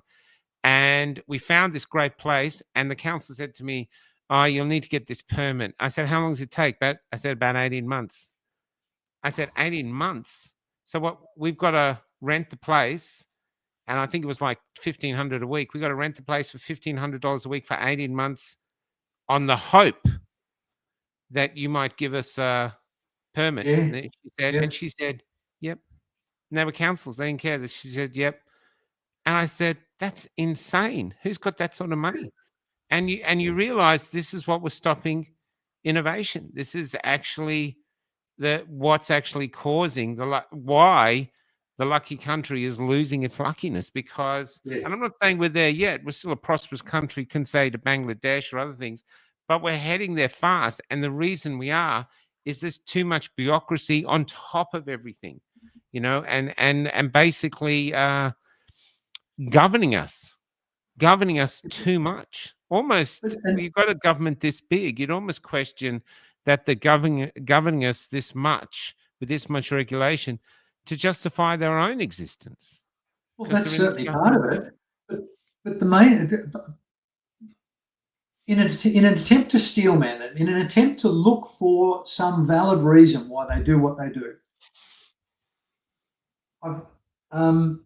Sarah and I stumbled on the term parentalism recently, because I don't like the term paternalism because it infers maleness. Yeah. But parentalism is an anagram of paternalism, and I think it's far more descriptive. Now, absolutely. So if I'm the parent of a 5-year-old, I need to be constantly vigilant because my 5-year-old is unaware that fire's hot, that it's dangerous to run on the road, that strange dogs might bite you. So I have to be the parent. Yes. And it's a holy obligation. But if I wrap my child in cotton wool, and if I'm constantly there, I vividly remember when our only child was probably 5. I facilitated him climbing a tree that he couldn't have climbed on his own. The lower branches were too high. So I put a ladder up, and as he climbed the ladder, I followed him up the ladder so he couldn't fall off the damn ladder. And I remember standing underneath the tree waiting to catch him if he fell. And it was a shocking moment. I thought, and I went and sat down, and my wonderful wife said, "What the hell are you doing?" I said, "I'm letting him enjoy himself." But she said, "What if he falls out of the tree?" I said, "He'll break his arm. And he'll be more careful the next time he's in a tree." That's and great. We both know it was an existential crisis for both of us. I get it. It wasn't that I was sitting down relaxing thinking, wow, I'm now the libertarian parent letting my child take risks and go stronger as a result. I was sitting there thinking, I am in so much fucking trouble if that kid falls out of that tree. But the thing is, though, even though you would be, this is how the kid learns. I agree, Mike. That's the point I'm making, Michael. It's life. I totally agree with you. I'm the generation just following in your way. Yeah, go ahead. If you are a parentalist government, if you are a government who believes that the population's too fucking stupid or too ignorant or too lazy to look after itself, then you do not want some bright spark to come along and start a theatre company up in a local hall that could burn down. Oh my God, what would happen if you let them do that? You wouldn't have enough toilets or car parks. What would happen? All of that stuff. You know? That's parentalism. And it is well-intentioned, soft totalitarianism. Yeah. And it only becomes a problem when it evolves, where it moves from the well-intentioned parentalist governor to the guy that inevitably inherits the reins from him, who is now some psychopath or sociopath who sees a way to feather his own nest, his or her own nest, by taking advantage of these people who are acting like children. Yeah. Because I was the generation just after you, really coming up in your wake. And we had, I was a helicopter parent when the kids were young. I remember thinking, why you're a helicopter parent here? You know what I mean? Back off. And we did do it in the end. And, but you could agree, you could see that the children themselves were wanting to learn. They were born robust. You know what I mean? They could actually survive these things. They could survive the falls. They could, and now, so what you're claiming is basically the government now is helicopter parenting us and getting worse at it. And actually, instead of going, no, they don't need us. Look, let's get smaller. Let's get much smaller government. And let's just get the Aussies back to what they're doing best. Because the civilization Australians built, all these country towns from Burke to Tom Price, they weren't built by humans that were being helicopter parented by the government. These were built by entrepreneurs who just went out there like Broken Hill and built a community in the desert themselves. Yeah, but and that's in our DNA. And this is kind of what we need to get back to now. We need to get back, because we've got $1 trillion worth of debt. It's getting back to letting us innovate, letting us experiment, letting us fail, and letting us pick up the pieces and start businesses and flourish, because we want to flourish. We want to be alive. That's my interpretation, actually. They probably don't. But Michael, I really want to invest in what you're saying. I want that entrepreneurial, freedom-loving, risk-taking. I want that to be part of the Aussie DNA. Yeah. Sadly, the bit of our programming that we inherit from our parents is about 40%. So that means I'm about 40%, a random 40% of my parents lives in me. Yeah. Now that means my grandparents were my grandfather was born in 1869. He was a drover who had his leg torn off in a terrible horse accident. And so he then made his living as a handyman and gardener with a wooden leg. And then he eventually became a chauffeur. He drove, I think it was the first Stanley steamer to have existed in Melbourne. He was a rich guy's chauffeur. And the generation before that were potters. So, they subsistence potters, basically. Yeah. However, I'm now about to turn 75. That means in my lifetime, there have been a further 2 generations exist. So I'm a boomer, and I've seen the Gen Xers and the millennials, and now the Gen Zs come along. That's 4 generations. It can get bred out of you within 4 generations, Michael. Isn't that extraordinary? Yeah. Because can you imagine when your grandfather or great-grandfather, be grandfather, was there with his leg torn off, there would have been no flying doctor, no NDIS, no NDIS, none of this. And I've got to tell you a little story about my grandfather. You will know Toorak, a very richy area in Melbourne. Yeah. He was the gardener of one of the mansions in Toorak, and no motor mowers, by the way. So the motor mower that he had was a cast iron rotary mower that had to be pushed by this with a wooden leg. And he was 50, either 54 or 56. I think it must have been 56 when my father was born. My father was the last of 6 children, and so this elderly man with a wooden leg was mowing a grand estate in Toorak with a cast iron push mower. Now, I don't know whether you've ever used one of these mowers, and the ones that you buy in Bunnings. Twice. They're hard work. Okay. They are hard work. I pushed one for years. We owned one as a family. But when you want to go from one bit of lawn down the driveway to the next bit of lawn, there's a trick you can do, which is turn them upside down, and there's no resistance. The blades don't turn when the wheels are running backwards. All right. Yep, I get it. Yeah. And so here's this man in his late 50s with a wooden leg going from the backyard to the front yard, pushing the mower upside down, and the house owner, what would now be a billionaire, coming out and calling out. And I changed my name when I married Sarah. So for the first 40 odd years of my life, I was Lindsy Matthews. And so my father and my grandfather both had the last name of Matthews. Okay. And this wealthy prick came out of his backyard seeing this 55-odd elderly man. And he said, "Matthews, you'll wear the wheels out doing that. Carry it from the backyard to the front yard." Oh. And so, according to family legend, now these cast iron mowers would have weighed 40 kilos. Yeah, easy. So this elderly man with a wooden leg picked the damn thing up and carried it to the front yard. Wow. At 13, my father worked in a foundry. And he was, and what do they call the gunk that floats on top of the molten metal? Slag. His job was to ladle the slag off the pools of molten metal before it got poured into the molds in this foundry. He was 13. He was 13 years of age doing this, right? He had one of these big ladles full of molten crap. It was metal, but not pure metal. Yeah, and someone jogged his arm. And a great dollop of this molten metal went down his trousers and into his boot. 13 years of age. Jesus. And now he was born in 1923. So this was 1936, the middle of the Depression. Wow. And he knew that all he could do was take 2 minutes to pull the boot off, peel the now solid metal off his badly burnt ankle, put the boot back on, and finish his shift.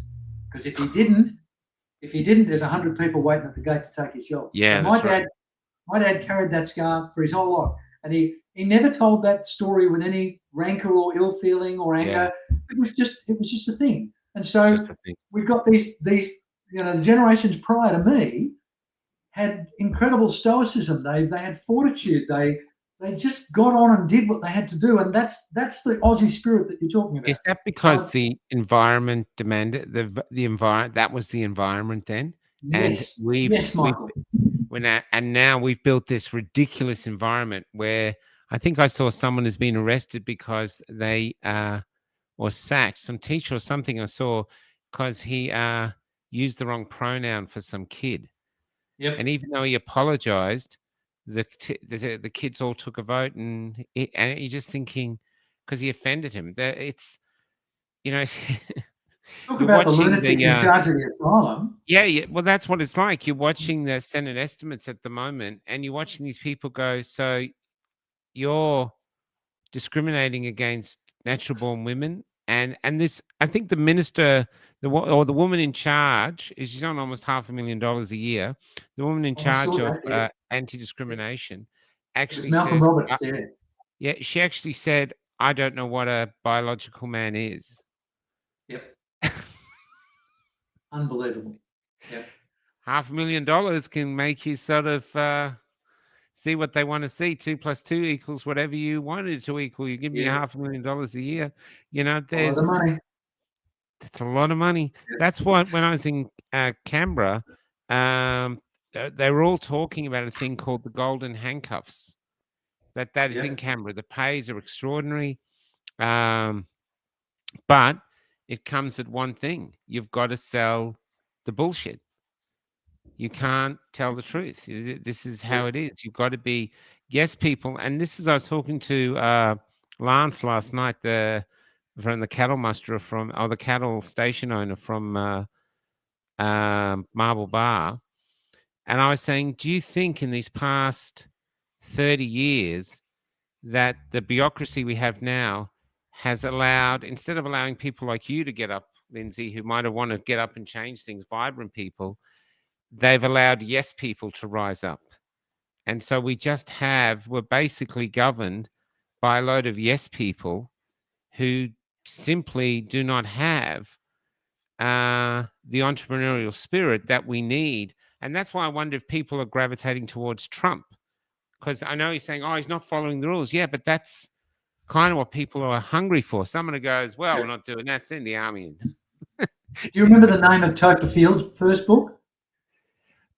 Good people break bad rules, or good people. Perfect. Yeah. That's it. Good. And he then wrote the sequel, which is Good Christians Break Bad Laws. Yeah. And I think that's very telling. But unfortunately, the way we've now got ourselves where, and this whole thing about taking offence. Oh wow, Penny, that's amazing. Yeah. What did Penny say? There's $900,000 a year is her actual wage. Unbelievable. Unbelievable. No, yeah. God, that's mind blowing.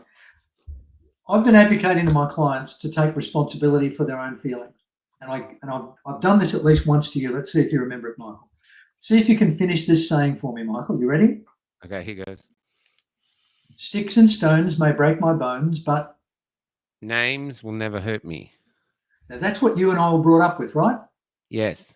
And now what we've done, we've now raised a generation which is saying sticks and stones may break my bones, and so can names. Yeah. But the reality is, sticks and stones may break my bones, but words will never hurt me unless I let them. Yeah. And I've advocated for decades now. Offence can only be taken. It cannot be given.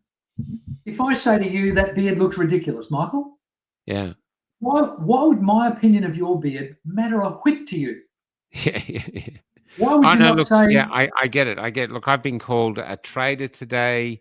The people are calling me, you're a lefty. And I'm thinking, well, I've actually always been a lefty, to be honest. You know, they sort of put me in the right box, but I've always been kind of a lefty, to be honest. Look at me, you know.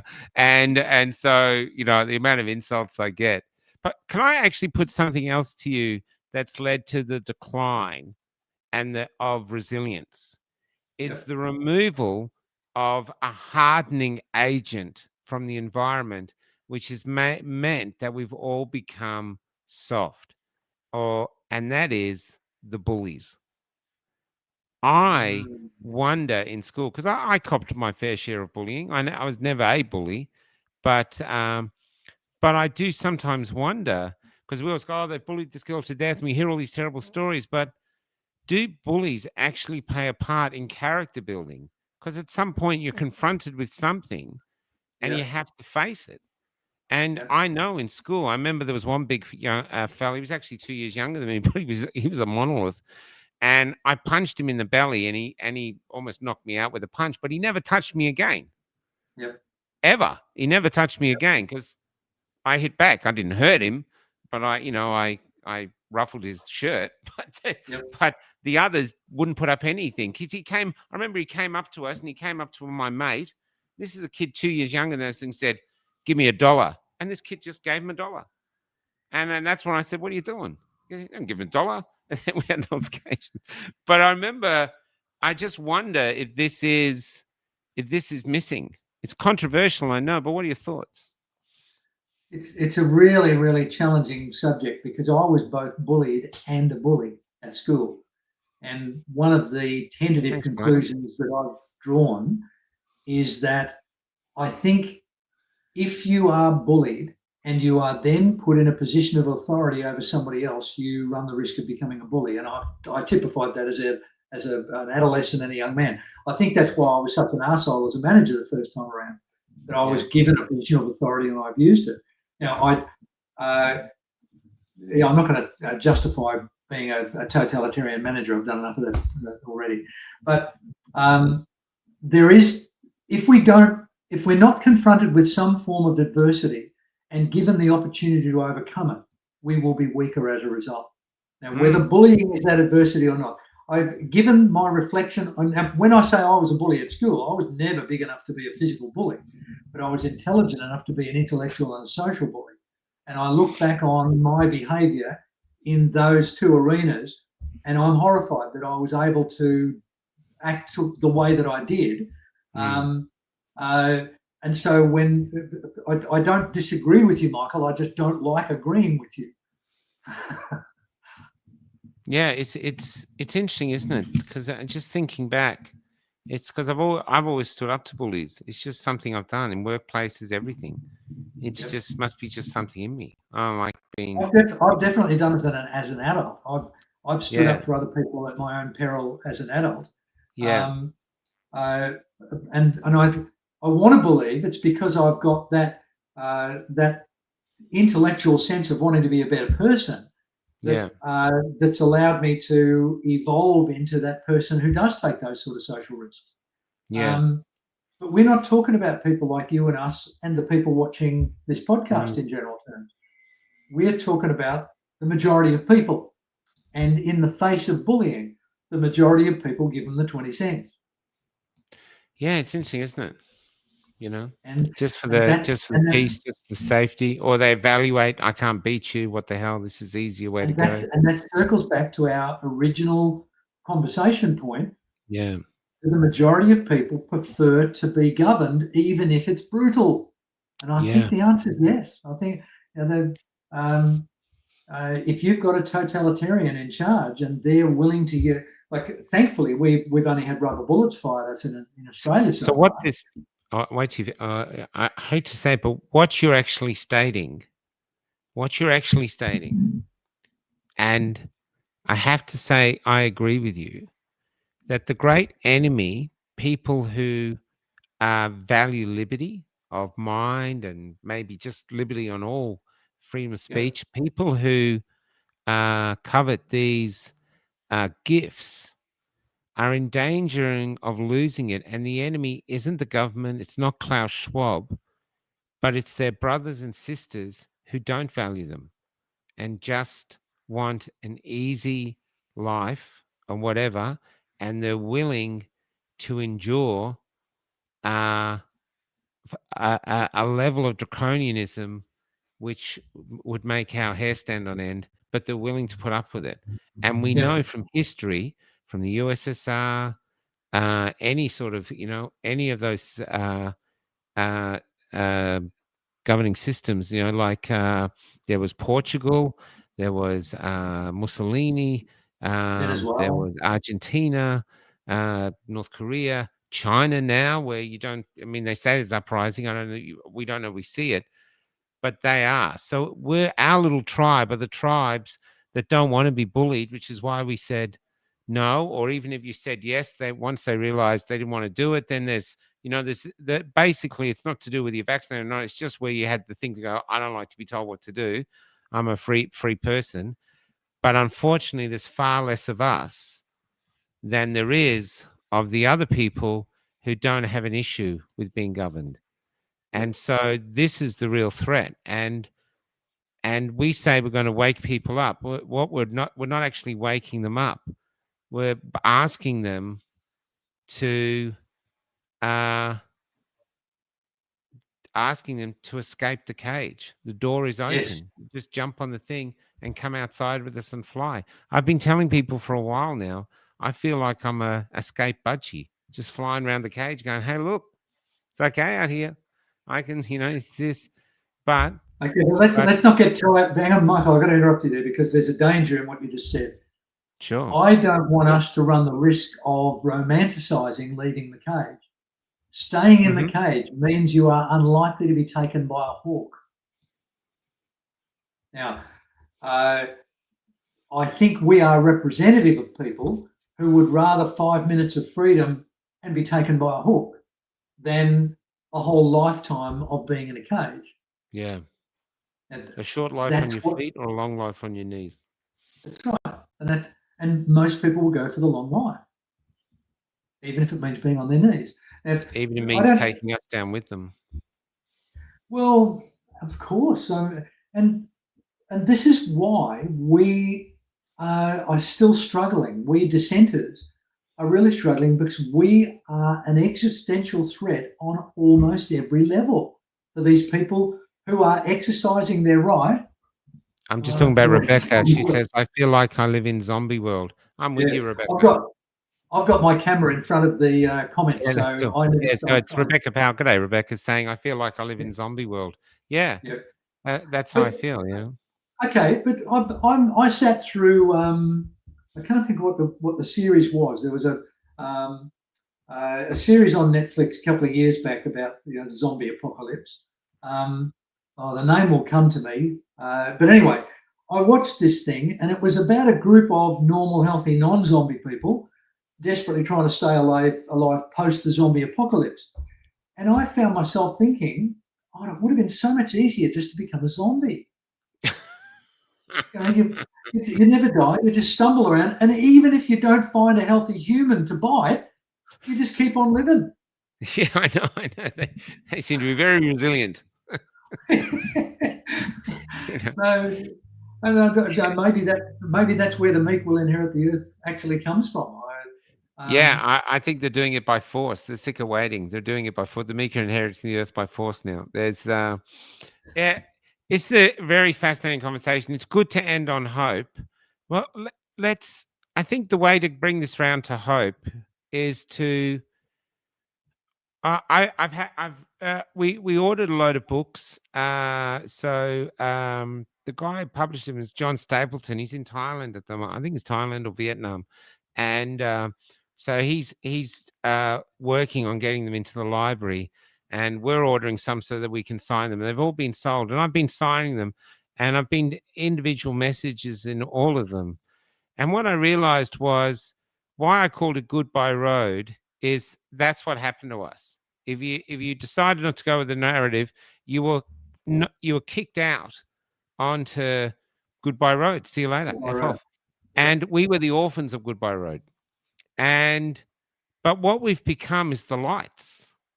This road is illuminated because one thing we've discovered on this road is such great strength within us. We are far more resilient than we were previous to COVID. We're still vibrantly alive. You see that when you get us together, like now, you get us together and we just talk our boxes off. You know what I mean? I see it everywhere. We enjoy each other's company. It's all like we're exploring. We're all coming back with little clues that we found, ideas, hypotheses of what could actually be happening, and all these other things that we're doing. And I would theorize that maybe in this life, one of the most remarkable things is you kind of have to lose everything you think matters in order to find yourself. What a And terrifying prospect that is for a meek find person. a part of you that goes, wow, everything I thought I needed to survive, I can do without it, and I'm still here, and I'm still alive, and I can carve a new existence, and I don't need to suckle off the teat of the government. I actually don't want the government to do anything, and that's why I love the Blue Bee. We've got those stickers there. Oh, here it is. So I think we got some. You got someone heading towards you now. We have, yeah. So this is why I love the Blue Bee. It doesn't follow a queen, doesn't live in a hive, but it doesn't live in a hive. But it still pollinates flowers. It still wants to be a part of life, a part of society, but it just wants to think and feel. It's basically a sovereign bee. It's a sovereign. I hate to say it, guys. You know, it wants to be a citizen, because I think sovereign citizen is the wrong way around. We are citizens, but we also want to be sovereign, which means we want to think for ourselves. Don't tell us what to think. Don't tell us what to do, because we will abide the laws. We don't want to hurt people. We don't want to harm other people, but we just want to live as free as we can. And in this country, which has freedom in the first line of its national anthem, that's supposed to mean something. But at the moment, the national anthem is a lie. And so, yeah, I'm sort of ranting now. Sorry, man. But but the ranting is more discovery. You have these thoughts and you haven't filled them out. But that's what the discovery that I've made is that we've all been on an odyssey, and it's not over yet. And we've become these quite astonishing human beings. Yeah. And what's the most astonishing with us is this soul connection we have, where we can sit here and talk, and I've never been able to do this in my life with so many people ever. You'd meet one or two people you could do, but to have a whole tribe you can sit down with and chat, it's so rare. The prospect of going back to life pre-2020 doesn't really appeal to me at all. I don't want to go back to being normal. That's like voluntarily going back into the cage. I would rather have not gone through the last 5 years, but it's been such an education, so uplifting. I feel so privileged to be part of this community that we're part of and talking with now.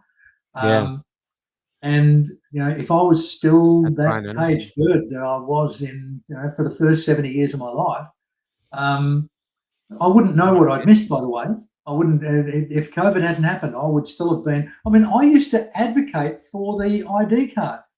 In my 30s and 40s, I used to say I trusted the government so much that I used to say, what's the point of the government knowing everything about you if you're not doing anything wrong? And then all of a sudden, I went from being that part of the mainstream, and all of the rules changed, and all of a sudden I was out with this bunch of ragtag malcontents, facing deregistration. And hang on a minute, my God, imagine if I'd had an ID card. So, it's an evolutionary thing. It's a growth thing, and it's so interesting. It's so I don't have the answers. All I have is I'm getting closer to having good questions, and that's the secret, and that's what they nearly deregistered me over, Michael. Encouraging people to ask intelligent questions. I nearly lost my license for that. That's how frightening it is to them. They can't tolerate people asking questions. I've been a very difficult person to manage my whole working life. And whenever a manager has said to me, gee, you're a difficult bastard to get on with, Lindsay, my response was always, I don't find that at all. Just do common sense things. Stop doing stupid things, and I'll be the easiest bloke to get on the world with. But they would come out with these nonsensical edicts, and I would say, that makes no sense. And they'd say, it doesn't matter, we're telling you to do it. And I'd say, well, you can try and tell me to do it, but I fucking won't. And they'd go, well, you'll lose your job. And I'd go, oh, boo-hoo. And they'd say, but we don't want to lose you. And I'd say, well, pull your head out of your ass and stop telling me to do these dumb things. Yeah. And they'd say, but we've been told to do them from on high. And I'd say, okay, see you later. Yeah. Yeah, it's amazing. Yeah, I totally get that. I've been in so many situations like that, but yeah, So it's with fascinating. I actually don't think we're gonna get a huge influx of people just yet. And everyone says things have got to get harder, things have got to get harder. But then you look at history, and people will put, like even the French Revolution, they're literally starving to death before they rose yeah, up. yes, So and we are now that's far, far away from any sort of revolution or anything. okay. And the French Revolution's interesting because I left it out of my summary of historical insurgencies Mm, because the French Revolution may have been a people's uprising, but it resulted in a people's totalitarianism.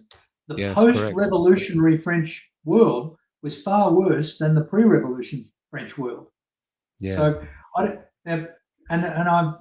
I think what we're seeing, and I think it's going to happen relatively quickly, is that our soft totalitarianism that we're experiencing, and it's getting worse with the e-Karen and the stuff we learned about with the federal police and all that sort of stuff today. yeah, I think it's going to flicker and fade very quickly. And it's not going to be because of a public uprising.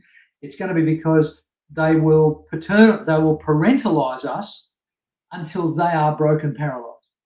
And that's when the phoenix will rise from the ashes, says he, mixing metaphors like that. So right. that's I want to be, and that's No, it's good. why I It's good think to end on hope. It's good. yeah, We have a moral and if it, obligation not to sell hopelessness, no matter how tight it's grit. and if we Uh, don't cultivate this group of free thinkers, of yes, questioners, of people who want a better thing for them and their kids, if we yeah, don't keep us alive, then if and when it collapses, there'll be nothing to step back in and take its place. We need yeah, that's the right. Jared Rennicks and those sort of, and the Malcolm Robertses of this world, so that when it collapses, there will be decent people waiting in the wings to step in and start it up again. Yeah, So yeah, I think we're the seed that the new age will hopefully emerge from, and that's when we'll be most needed as a group, as a tribe. mm, And I want the people that I vividly remember one of the guys I play tennis with saying when they learned of my troubles with APRA, he said, "Geez, Lindsay, why don't you just get vaccinated?" You know, when what I expect to come to pass comes to that's pass, right, mate. I expect that guy to come back to me and say, "I now know why you didn't get vaccinated." Mm, And that will be the new beginnings. That'll be the new shoots coming up out of the barren ground mm. that this parentalistic government is going to leave behind itself. But Albo will be okay. He's got his $4.5 million mansion on a cliff. He's good. So he can watch John Skerritt, the climate change come in right up until he's that's got it. the Yeah, ocean at his doorstep. yeah. John Skerritt's got his highly paid job with the pharmaceutical industry. He's good. Yeah, Bastards. yeah. I think that's a good place to end it. I'll play the song I now. think so 5 minutes. too. We go in 2 hours. Beautiful, Lindsay. Beautiful. Thank you so much for Beautiful. coming on. And Mate, I love it. I really appreciate talking to you, mate. It's great. yeah, no, me too, brother. Me too. I seriously enjoyed tonight. Thanks everybody for watching, and we might be back at 10 o'clock tomorrow. We'll let you know in the morning, talking about MyGov being hacked or because so many people contacted me, it's ridiculous. But for Yeah. now, we're going to go and get back to work, and we'll have some more news on the 40-hour meta famine. You should be a part of that. Is coming up. And g'day, Willow. And so stay well, everybody, and I'll see you in 2 weeks, Lindsay. Yeah. Cheers, mate. See you later. Try not to end up in a gulag unless I'm there, because we can have chat Yeah. nights. Great to be here, mate. And good night, everybody. Take care. This is a new song. You're probably not going to like it, but it's a poem put to music. This is called 100 Years, $100. Good night, everybody. Oh, you started with it. It's awesome. See ya.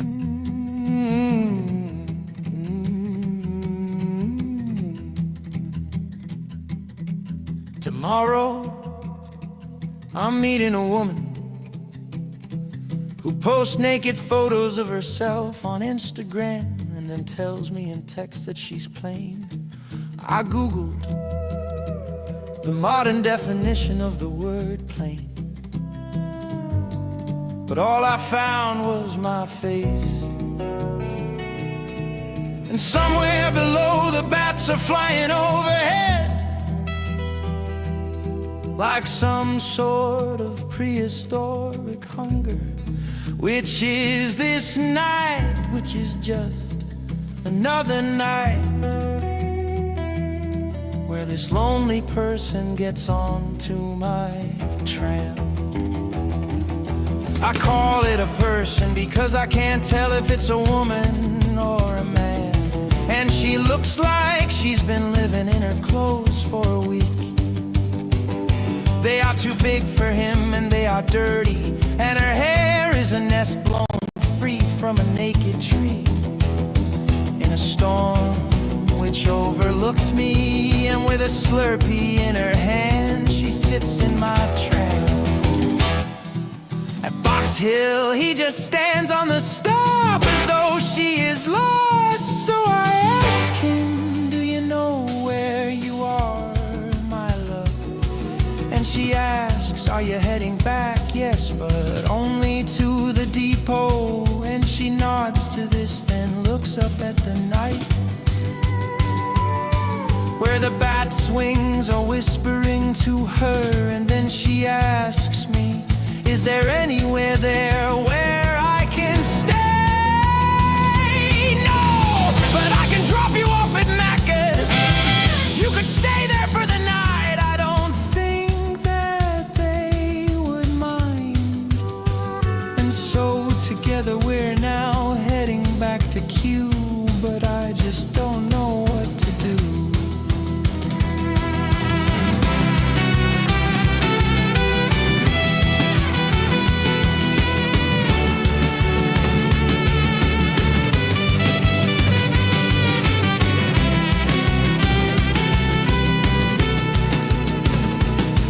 If I bring her home, my family will go crazy.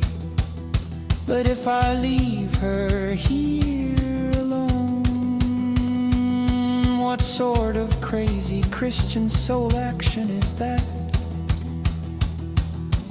And I think she's only about 20. Do you have any money? I ask. Yes, she says, and she says it politely and into the last of her drink. Are you sure? Because I can stop at a bank and get you some cash. And privately I've been wondering all the way to here, how much should I give her to placate my soul? $40. But then because I've been having a good week that sounds like chicken shit, so my soul suggests let's give her $100. And my brain replies no, 40 is fine. And as they fight for an inner consensus, my heart turns around and says, look, let me give you some money. But she looks up to me and says, no, that's fine. Then she stands and asks me, is this stop mine? And our golden arches church is a candle in her eyes. Thank you, driver, she says. And then alone she steps off into the bats night, leaves me heading back in an empty tram to a date with a woman who sounds empty too. And the knowledge that my secret mirror will never reflect my soul's man. And the knowledge that my secret mirror